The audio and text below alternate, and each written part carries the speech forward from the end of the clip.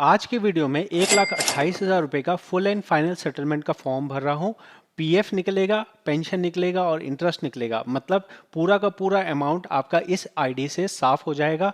अगर आपको भी अपना फुल एंड फाइनल सेटलमेंट करना हो, वीडियो में जो बताया गया है स्टेप बाय स्टेप फॉलो कीजिए। 15G का भी मैं आपको यहीं पे डेमोन्स्ट्रेट करूंगा। आप देखेंगे तो यहाँ पे मेंबर के पास 1,28,000 रुपए का टोटल पीएफ है। इसके साथ में ही आपको पेंशन देखने के लिए पासबुक वाले जगह पे जाना होगा। फिर आप नीचे आएंगे तो नीचे आके आपको इस साइड पे देखना है। जैसे यहाँ पे 36,000 का पेंशन अमाउंट दिख रहा है। ये पेंशन अमाउंट आपको बाहर टोटल में नज़र नहीं आता है, ठीक है। इसके अलावा आपको समझना ये है कि अगर आपने एक से ज़्यादा कंपनी में काम किया हो तो आपको पुराने सभी आईडी का ट्रांसफ़र करना ज़रूरी है। आप देख लीजिए, ये बहुत इंपॉर्टेंट पॉइंट है। अगर ट्रांसफ़र नहीं होगा तो आपके पुरानी आईडी वाले पैसे नहीं आएंगे और ना ही उसमें जो पेंशन आपकी बनी है वो आपको मिलेगी। इसको करेक्ट कर लेने के बाद, ट्रांसफ़र कर लेने के बाद पासबुक में आना है। पासबुक में आप आके देखेंगे तो ट्रांसफ़र की एंट्री इस तरह से टूट के अलग हो जानी चाहिए। अलग हो गई, पैसा आपका ट्रांसफ़र कंप्लीट हो गया। अब आप तैयार हैं फॉर्म नंबर 19 और फॉर्म नंबर 10C भरने के लिए। 19 से आपका पीएफ आएगा, 10C से आपका पेंशन आएगा। जब पीएफ का अमाउंट आता है तो उसमें जितना भी इंटरेस्ट कंपोनेंट बन रहा होता है वो आ जाता है।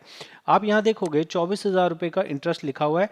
मतलब ये 24,000 रुपये आपको मिलने हैं। इस 24,000 के अलावा जब आपका फाइनल सेटलमेंट किया जाएगा उस टाइम पे जितना एक्स्ट्रा इंटरेस्ट बनेगा वो भी आपको दे दिया जाएगा। तो इंटरेस्ट निकालने के लिए वो अलग से फॉर्म नहीं भरना है, फॉर्म 19 में ही आपको निकालना है।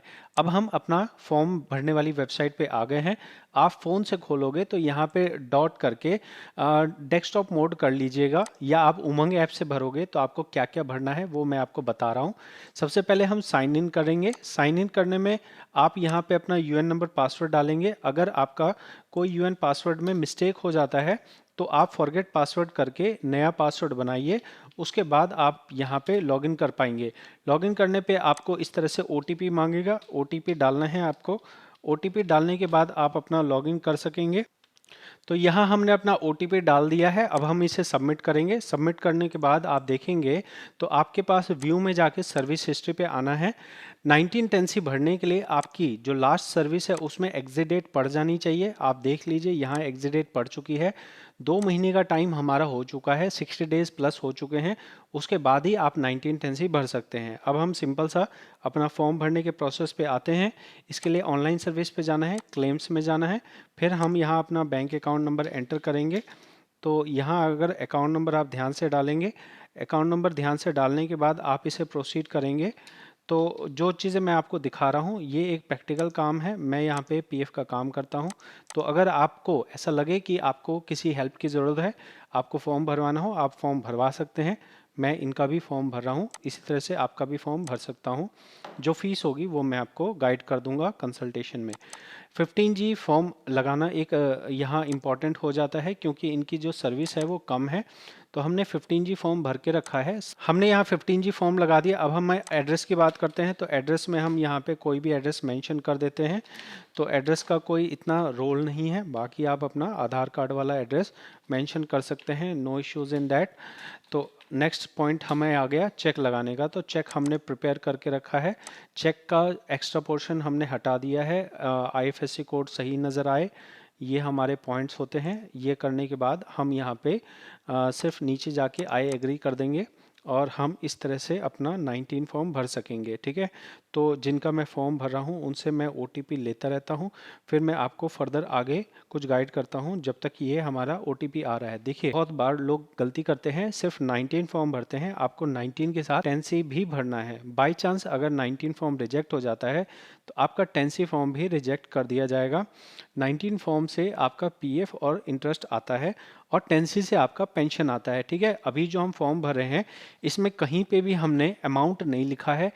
अमाउंट इसलिए नहीं लिखा जाता है क्योंकि पीएफ ऑफिस में हम कहते हैं कि जितना भी अमाउंट हो फाइनल सेटलमेंट का वो हमें दे दीजिएगा।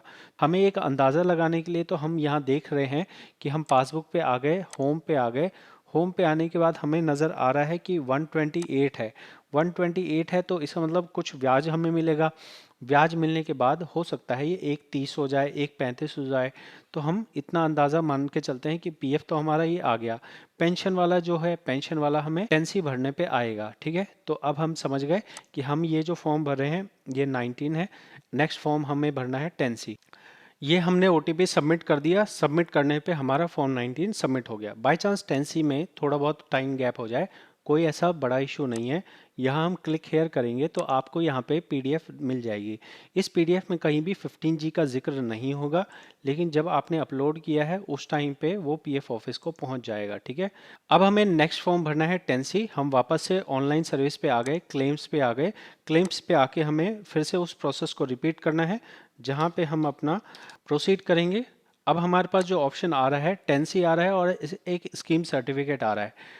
आपको टेंसी वाला ऑप्शन को सिलेक्ट करना है। टेंसी ऑप्शन इसलिए सिलेक्ट कर रहे हैं कि हमारा जितना भी पेंशन बन रहा है हमें दे दिया जाए। ठीक है, अगर आपने गलती से स्कीम सर्टिफिकेट वाला ऑप्शन सिलेक्ट कर लिया तो फिर आपको वो पैसे नहीं मिलेंगे। फिर आपका वो जो पैसा होगा वो दिक्कत हो जाएगी, आपको उसकी जगह एक सर्टिफिकेट मिल जाएगा। तो ध्यान से आपको फॉर्म टेंसी ही सिलेक्ट करना है। टेंसी जब आप सिलेक्ट करेंगे तो आपको अगेन कोई भी अमाउंट भरने के लिए नहीं कहा जाएगा, ना ही आपको यहाँ कोई दिखाएगा कि कितना आपका पेंशन का अमाउंट बन रहा है। आप यहाँ नॉर्मल तरह से अप्लाई कर देंगे और अप्लाई करने के बाद आप ये एक्सपेक्ट करेंगे कि जितना पुराने आईडी का पेंशन था और जितना करंट आईडी का पेंशन है ये दोनों ही पेंशन आपको एक ही साथ मिल जाए। हालांकि मेरे अनुभव में मैंने देखा है कि जो पुरानी सर्विसेज होती हैं उनमें अगर पेंशन कम होती है तो वो आपको नहीं मिलती है। कैसे नहीं मिलती है मैं आपको दिखा देता हूँ। देखिए, पासबुक में हम आ गए। अगर मैं आपको पासबुक में पुरानी पासबुक को दिखाता हूँ तो आप यहाँ देखेंगे कि यहाँ पे पेंशन कितना है, सिर्फ 1979 रुपीज़ है। तो ये बहुत कम अमाउंट है, तो ये तो मिलने वाला है नहीं। ठीक है, तो आपकी सर्विस कम से कम मान के चलिए कि 7-8 महीने की होनी चाहिए, उसके बाद ही आपको पेंशन में कुछ अमाउंट मिलने की गुंजाइश रहती है। तो ये आप